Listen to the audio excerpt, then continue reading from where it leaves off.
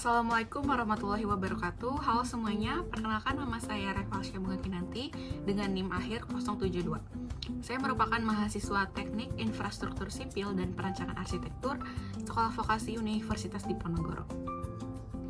Dalam kesempatan kali ini, saya akan berbagi sedikit mengenai water passing. Sebelumnya saya ingin menjelaskan kenapa water passing itu sangat penting dalam bidang konstruksi.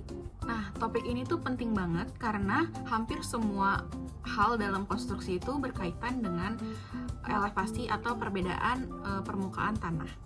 Jadi kalau kita salah di sini itu bisa berdampak banget ke banyak hal. Misalnya seperti kemiringan jalan itu tidak sesuai atau air di aliran drainase itu jadi nggak lancar. Nah, jadi yang pertama itu saya akan membahas mengenai pengertian dari water passing.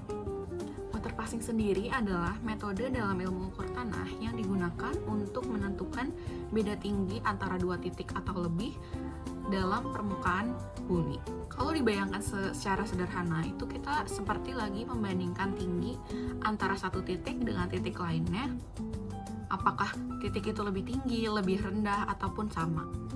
Dalam praktiknya, kita itu nggak langsung mengukur beda tinggi itu menggunakan alat ukur vertikal atau meteran vertikal, tapi kita itu menggunakan alat yang menghasilkan garis pandang horizontal, yaitu water pass. Nah, dari garis horizontal itu, kita baca skala pada rambu ukur. Nah, dari situ kita bisa menentukan selisih tingginya. Nah, selanjutnya ini ada tujuan dari water passing. Tujuan dari water passing sendiri itu cukup banyak, tapi yang utama itu tentu saja untuk mengetahui elevasi suatu titik terhadap titik acuan atau benchmark. Nah, selain itu water passing itu juga dipakai untuk beberapa hal seperti perencanaan jalan, perencanaan drainase, penentuan elevasi bangunan. Nah, setiap tujuan itu tuh memiliki fungsi-fungsinya tersendiri. Nah, selanjutnya ini ada prinsip dasar dari water passing. Nah, prinsip dasar dari water passing sendiri itu sebenarnya cukup sederhana. Intinya itu kita membaca bidik horizontal, lalu melakukan dua pembacaan, yaitu backside atau BS dan juga foreside atau FS. Nah, untuk rumusnya sendiri itu adalah beda ketinggian sama dengan backside dikurang dengan foreside. Nah, jika hasilnya itu positif, berarti titik yang ada di depan itu lebih tinggi. Dan sebaliknya, jika hasilnya negatif, berarti titik di depan itu artinya lebih rendah.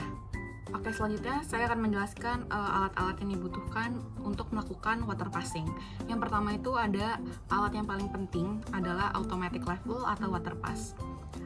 Automatic level ini biasanya digunakan untuk menghasilkan garis bidik horizontal, dan juga automatic level ini didirikan di atas tripod ataupun statif dan harus disetel sampai benar-benar datar permukaannya.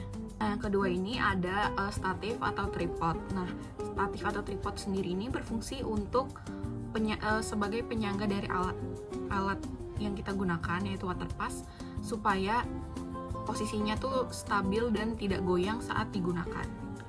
Nah, yang ketiga ini ada bak ukur atau rambu ukur. Bak ukur sendiri ini berupa mistar panjang dengan skala yang dibaca melalui alat water pass. Selain itu ada juga alat bantu seperti meteran atau buku catatan. Nah, meteran ini berfungsi untuk mengukur jarak antara satu titik dengan titik lainnya, sedangkan buku catatan itu bisa berfungsi sebagai media supaya kita bisa mencatat hasil dari pengukuran. Selanjutnya ini saya akan masuk ke prosedur pengukuran. Nah, prosedur pengukuran water passing sendiri ini dibagi menjadi beberapa tahap. Yang pertama itu menentukan benchmark atau titik acuan. Nah, benchmark ini sendiri itu biasanya sudah diketahui elevasinya dan digunakan sebagai referensi untuk pengukuran selanjutnya.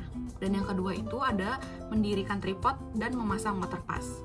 Jadi yang pertama itu kita harus mendirikan tripod sampai benar-benar permukaannya datar. Setelah tripod itu benar-benar datar, lalu water pass bisa dipasang. Setelah itu bisa dilakukan penyetelan sampai alatnya itu benar-benar stabil dalam kondisi horizontal. Nah, yang ketiga ini ada melakukan pembacaan pada rambu ukur. Jadi pembacaan pertama itu disebut dengan backside atau BS. Nah, ini sendiri, backside sendiri itu dilakukan pembacaan pada titik pertama atau benchmark. Setelah itu dilakukan pembacaan foresight atau titik yang ingin kita ketahui elevasinya. Nah, dari dua data tersebut kita bisa menghitung beda tinggi dari kedua titik tersebut dengan rumus beda tinggi sama dengan backsight dikurang dengan foresight. Dalam praktiknya, proses ini tuh bisa dilakukan berulang untuk beberapa titik, misalnya saat mengukur sepanjang trase jalan. Selanjutnya ini saya ada contoh soal mengenai perhitungan dari water passing ini sendiri. Nah, di gambar ini diketahui pada suatu pengukuran water passing diperoleh data titik A atau yang kiri itu sebagai backsight atau BS-nya dengan ketinggian baca itu 1,7 meter. Terus diketahui juga titik B atau yang kanan ini sebagai foresight atau FS dengan ketinggian baca itu 1,4 meter.